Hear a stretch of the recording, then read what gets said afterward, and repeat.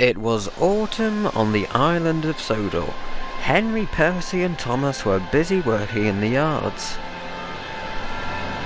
Percy arrived. "Did you know the Fat Controller's leaving today?" "What?" said Percy. He was very confused. "He's lying," said Henry. "Of course the Fat Controller's not leaving today. He would have said." "It's true," said Bertie. "He is. Oh, got to go. No time to waste." And Bertie drove straight off. "Wait," said Thomas, but Bertie had already gone. "He's lying. You're so gullible, you two." "I don't know," said Thomas. "Bertie's usually quite truthful." But that afternoon the engines were called back to the yards. They were all very confused. The Fat Controller was nowhere to be seen. Suddenly, his car pulled up next to Thomas.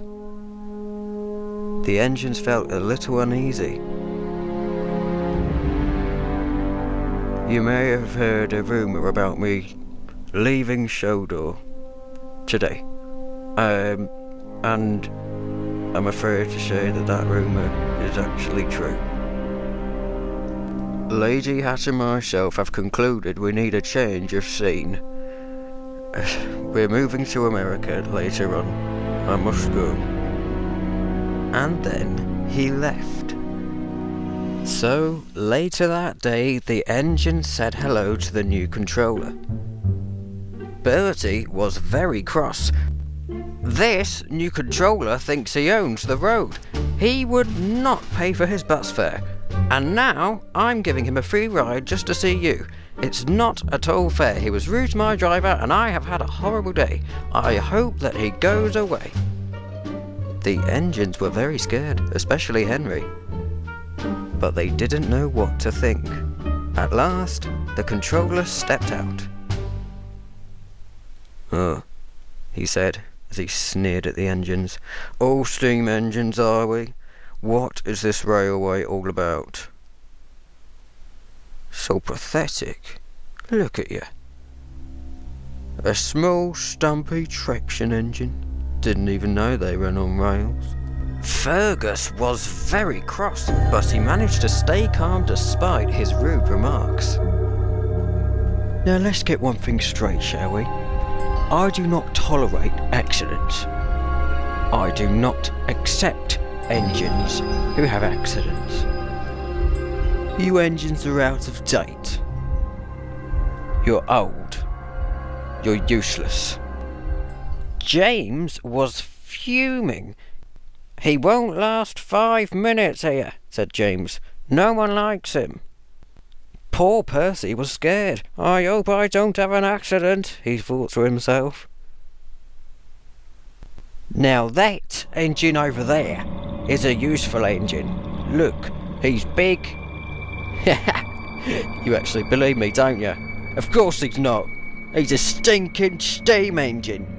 "I do not like steam engines at all. And yet I'm surrounded by them. Now, what am I to do with all of you? I've inherited this railway off your Fat Controller, your overweight controller." James was fuming. "Now then, I expect you to work hard. Any slip-ups, you're straight to the scrapyard. Now take me home, you stupid bus." Bertie felt miserable. "Don't take him, Bertie. He doesn't deserve it," said James. "I wouldn't take him," said Bertie. "But my driver says he's really strict. If he doesn't obey him, then he may fire my driver." And what does that mean?" said Fergus. "It means," said Bertie, "that my driver will lose his job, and he won't be earning any money." "Surely there's a way," said Henry. "We must get rid of him." "I don't think there is," said Bertie. "Don't fret, Bertie. We'll wait for the passengers to complain, and he'll soon be gone," said Edward. "What a good idea," said Bertie. "Brilliant," said James. But he was still cross at the new controller. Later that day, Henry was shunting trucks in the yards. He was being extra careful and bumped them slowly. Scruffy, the leader of the trucks, started making his plan. The truck started giggling. Just then the coupling snapped, and the trucks rolled away, and came off the track. "Oh no," said Edward. "Henry, you've derailed the trucks." Worse still, Fergus had noticed Bertie coming towards the yards. He had the evil controller inside. "Oh no," cried Henry. "What am I to do now?" "Henry, look out," cried Thomas. "Somebody send him away." But Bertie hadn't realised about Henry's accident, and he was coming closer and closer to Henry. "What's this? Oh look, someone's had an accident. How typical of a steam engine. Well, you win some, you lose some. I suppose I've caught you green-tended, haven't I?" The trucks giggled at the evil controller's joke. Henry didn't find it funny. "Now then, tonight, Smelter's Yard. You'll be there, won't you? There's a good engine. Don't worry, you'll be changed into something a lot more useful to this railway. Some sort of diesel. Of course, cheaper to run, less harmful to the environment. I'll see you later." "I'm so sorry, Henry. I could have stopped him." "So am I," said Edward. "I could have tried to send him away." "Oh, I'm so sorry," said Fergus. "We'll try and get you out of this." "Don't worry, Henry. You won't go to the smelter's yard. We'll make sure of that." "Come on then, boss. Take me home, you load of junk." Bertie looked at him doubtfully. Then he had a plan. "Come on then. What are you waiting for?" "I'm not letting you in," said Bertie, "because I like my friends and I'm sticking by them. Goodbye!" And he drove straight away. "Well done, Bertie," said Fergus. "That's what you deserve." But Henry had slipped off to the forest without anyone realising. The forest is where Henry loves to spend his time. "I'm gonna miss you," he said. The trees in the air, the birds in the sky, and the sound of wildlife filled him with joy for the last time. "The thing I'll miss most is being who I really am," he said to himself. Henry journeyed to his favourite parts of the forest and looked at them one last time. And from the cliff-top view, Henry could see the whole forest.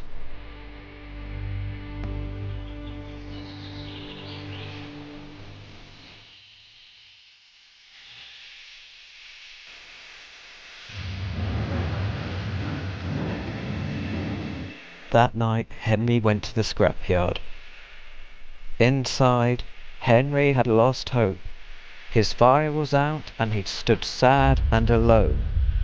In any minute the claw would take Henry away from Sodor, forever. But his trusty friends of bravery and strength were planning to save Henry from his disastrous fate. Thomas eyed the wall in front of him. "There's no way in there. We'll have to think of something else," the engines thought, and suddenly they had an idea. The Fat Controller had no idea that Henry was about to be scrapped. He was about to board the aeroplane. Henry's courageous friends lined up buffer to buffer, with Thomas at the front and Gordon at the back. The long train gathered speed and powered its way forcefully towards the scrapyard walls. "Go!" said Thomas. He burst straight through the wall. "Bust my buffers!" "Well, they already are."